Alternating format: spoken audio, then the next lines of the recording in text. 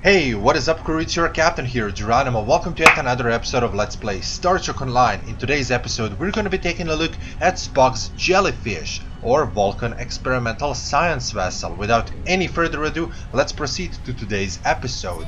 Engage!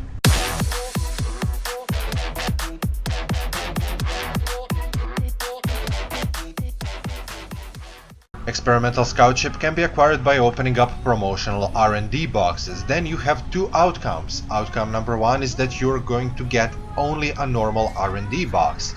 Outcome number two is more favorable. You will get Infinity R&D promotional box. This box contains all previously seen R&D promo ships, such as Discovery Era Constitution or D7, Mirror Universe, Crossfield, Experimental Scout Ship, the Franklin, and many more. It's kind of risky to open them, but risk is part of the game if you want to sit in the captain's chair. And now let's take a closer look at ship's customizational options. This ship is a brilliant recreation of Spock's Jellyfish we got to see in Star Trek XI, almost 10 years ago. It is rather symmetrical, with two rings spinning in opposite directions. Along with all that, ship constantly produces a whirring noise to recreate the sound effect of those spinning rings. Depending on the light, ship either has a pearl white hull color or a Dyson-like material etched into it. I really like it. There is only one template type and one bridge interior, and that's such a shame for an expensive vessel such as this. Keeping up with the bad things, there is only one window type, and we have 4 material options to choose from. Jellyfish, Type 1 and 2 along with upgrade look. Taking a look at the advanced options, there are standard patterns, but then there is no style, because we don't have any more template types, and that's okay. By modifying the left side of a color, areas of a ship that are now in red are going to be affected by the color palette change. The same deal can be applied for the right side color modification. Areas that are now in red are affected by the change. To be perfectly honest, customization is very poor, so let's jump into space. After the Hobus disaster, Starfleet wanted to send help to the people in danger, that being Remans and Romulans. Jellyfish is equipped with trans-metaphasic shielding, protecting it from the extreme environmental hazards. Commander Geordi LaForge of Utopia Planitia Yards worked in conjunction with the Daystrom Institute, creating this vessel, which was then commissioned by Vulcan Science Academy, equipped with rad matter to stop the disaster. Jellyfish is classified as a scalable Tier 6 all-faction scout vessel. Same as every other Tier 6 starship, this one can be used as soon as you finish tutorial mission and will then scale up alongside with you, gaining itself more hull HP, weapons and console slots, along with having more powerful weaponry. Although mastery points may be earned immediately, they won't be in effect until you reach level 50. Full level scaling chart is up right now. This vessel comes pre-equipped with standard equipment and weapons of the lowest mark available at Starship's minimum rank. The items provided are appropriate for a type of vessel and its time period. You can check these out now as I rant about something. This ship is made in Prime Timeline. Then why the hell does it have a Kelvin weapons? It's okay to have them because it was seen on screen. Does that mean that Kelvin weaponry is meant to be a next step in phaser evolution? Or is it just the lazy writing and money saving on visual effects for the movie? You decide and tell me what you think. With that out of the way, as an Admiralty card, a Jellyfish comes with 28 engineering, 36 tactical and 62 science points. The vessel's special ability is that it will add 2.5 times boost from the science. Maintenance period is of course 18 hours. On level 65 you have 36,000 hull HP. There are 4 forward and 2 aft weapon slots, all pre-equipped with Kelvin weaponry that can't be upgraded nor re-engineered. Forward weapon slots are capable of holding dual cannons. As a scout ship you get secondary deflector slot. Your bridge officer stations are Commander Science Cross Pilot, 2 Lieutenant Commander Universal stations, Lieutenant Universal Cross Miracle Worker and Ensign Universal. You get to use 2 device slots, free engineering, 5 science and 3 tactical consoles. A squid ship comes with a standard 3 modifiers, and those are 0.8 for the hull, 1.35 for the shields and 0.23 for the impulse. Your starship's turn rate is 20 degrees per second with inertia rating of 80. Geordi made sure you won't have to worry about power shortage, as the ship provides additional +10 to weapons and +5 to the auxiliary and shields. As a raider, you have a raider flanking, a built-in passive damage boost, available while striking an enemy's rear arc.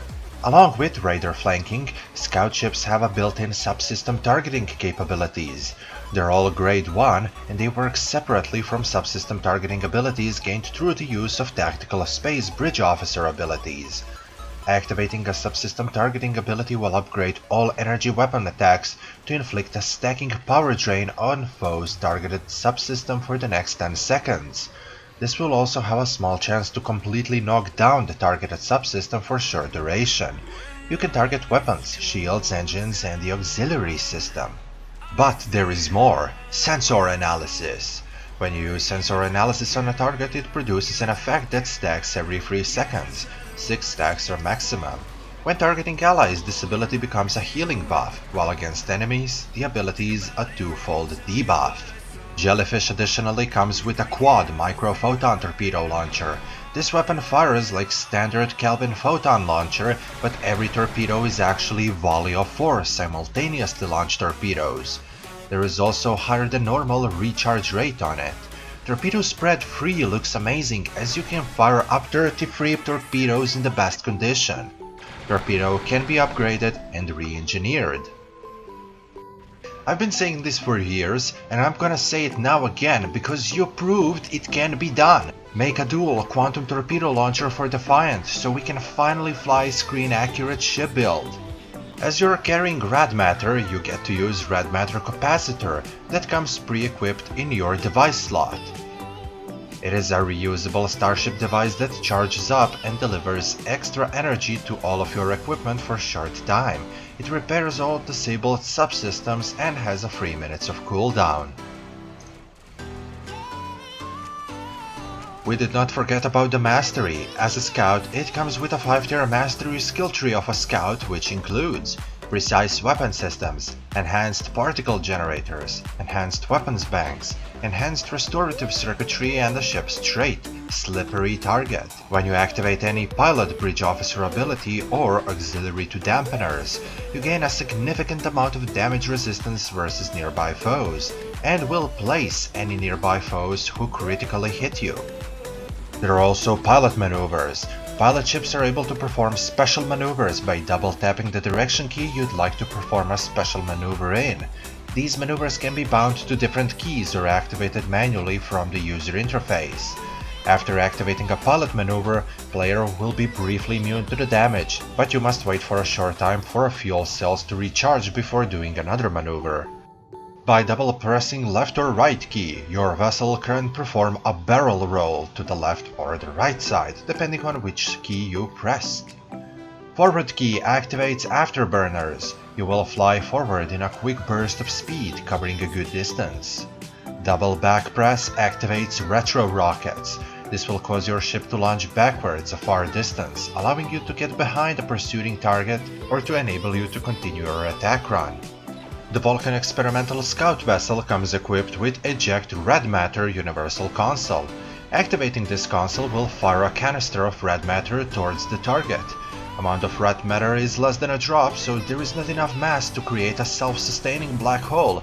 However, the collapsing anomaly formed this way will unleash a powerful blast of gravity. Those affected by it will be drawn towards the center point, and the gravitational pull will be so strong that it will begin to move other, less powerful anomalies towards its center point as well. This console also provides a passive boost to phaser damage and starship particle generators. Shipping combat is crazy. I made an EPG build that failed. Then I made a tactical build which also failed. Then I made a tactical EPG fusion build that works like a charm.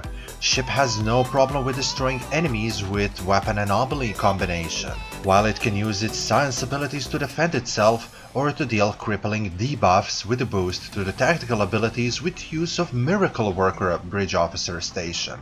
I have to say that I'm quite surprised by this vessel and I really love it. I give it 8.5 out of 10. This is going to wrap this video up, crew. I really hope that you enjoyed. If you did, remember to leave a like because it really helps this channel a lot. Consider subscribing and sharing this video. And I love you all because you're the best. Geronimo, out.